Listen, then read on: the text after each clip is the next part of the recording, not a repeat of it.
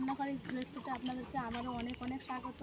এখন তো প্রচণ্ড পরিমাণে গরম পড়ে গেছে, তাই আজকে ভাবলাম যে আপনাদের জন্য থামস আপ বানিয়ে দেখাবো।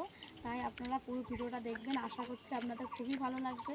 ঘরে থাকা কিছু উপকরণ দিয়েই আমি থামস আপটা বানিয়ে আপনাদেরকে দেখাবো। চলুন তাহলে আমি থামস আপটা বানিয়ে নিই।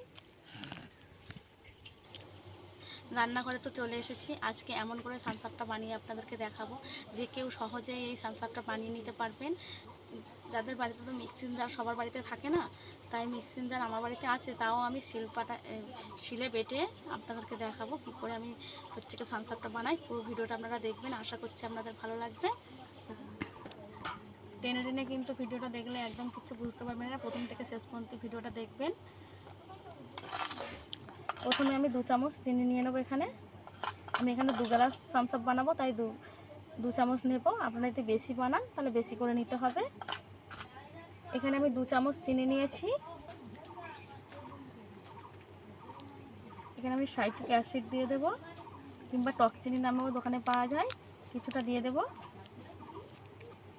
4-5টা জামা দিয়ে দেবো, বেশি কিন্তু দেব না। কিন্তু যেইভাবে বানাচ্ছি সেইভাবেই আপনারা বানাবেন, নইলে কম বেশি হয়ে গেলে হবে না কিন্তু। এবার আমি চিনি আর এই সাইট্রিক অ্যাসিডটা একসঙ্গে মিক্সড করে নেব। আপনারা চাইলে মিক্সার জারেও করতে পারেন, আমি শিলে করে দেখাচ্ছি। একদম পাউডার বানিয়ে নেব।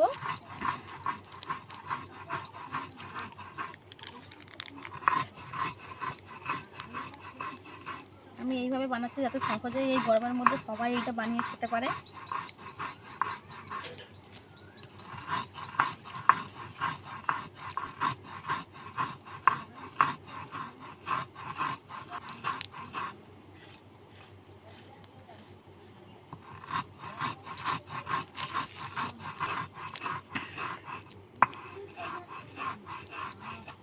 একদম মিক্সড একটা পাউডার বানিয়ে নিতে হবে।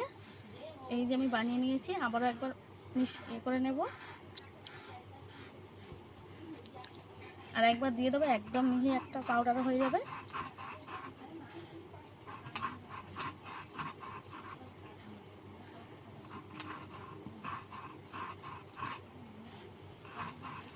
এখানে প্রচণ্ড পরিমাণে বাতাস হচ্ছে, তাই উড়ে যাচ্ছে।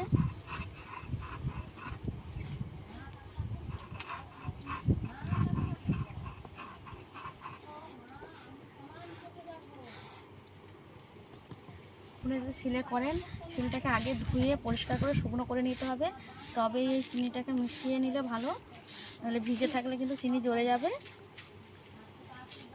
বাটিতে তুলে নেব। এটাকে তো গুঁড়ো করে নিয়েছি, এবার এই জায়গাটাকে আমি পরিষ্কার করে নেব।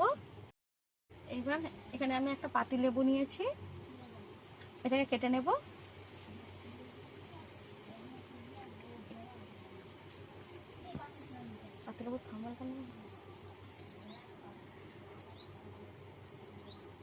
লেবুটাকে 4 ভাগ করে নেব।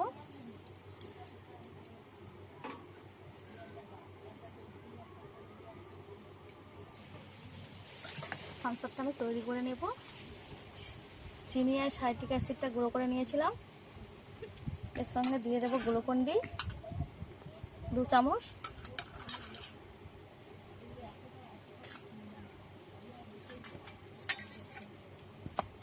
এবারে সব কিছু একসঙ্গে মিশিয়ে নেব, ভালো করে মিক্সড করে নিতে হবে।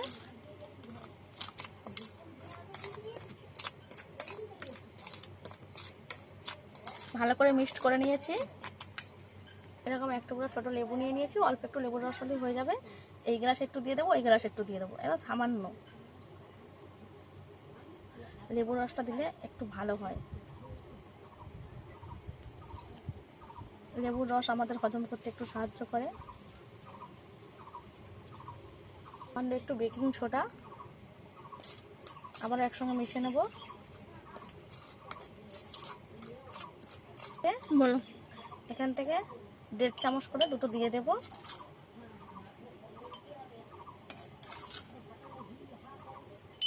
এক চামচ ফুল আর হাফ চামচ। এখানে দিয়ে দেবো ব্ল্যাক ফুড কালার 2 ফোঁটা করে।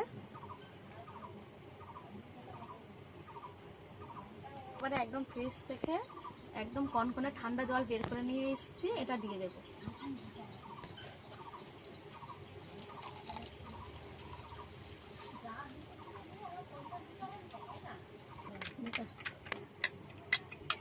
এবারে ভালো করে একটু ঘেটে দেবো।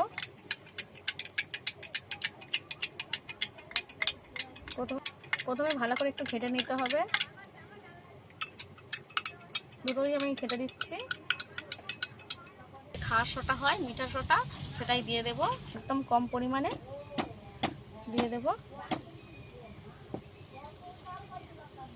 দেব। দেখুন বন্ধুরা, কত সুন্দরভাবে এটা ফুটে উঠলো।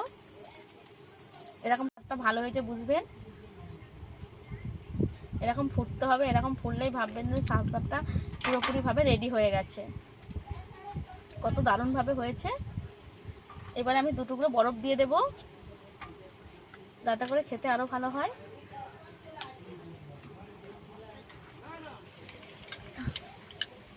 একটু ঘেটে দেব। দারুণভাবে সানসাপটা একদম দোকানের মতন করে ফুটছে। এই যে ফুললেই ভাববে যে ভালো হয়েছে সানসাপটা। এইভাবে আপনারাও হোমমেড সানসাপ বাড়িতে বানিয়ে নেবেন, তাহলে আর দোকান থেকে কিনে খাওয়া লাগবে না, যখন তখন বানিয়ে নিতে পারবেন। এই যে একদম ঠান্ডা ঠান্ডা, একদম গ্লাসটাতেও দেখুন কি দারুণভাবে, গ্লাসটাও যেরকম ঢাললে আর কি সানসাপ বাজার থেকে কিনে, সেইভাবে একেবারে গ্লাসটাও হয়ে গেছে। সানসাপটা তো আজকে আমি খেয়ে দেখাতে পারবো না, আমার ছেলে খেয়ে দেখাবে। এটা কেমন হয়েছে? দারুণ। দোকানের মতো হয়েছে।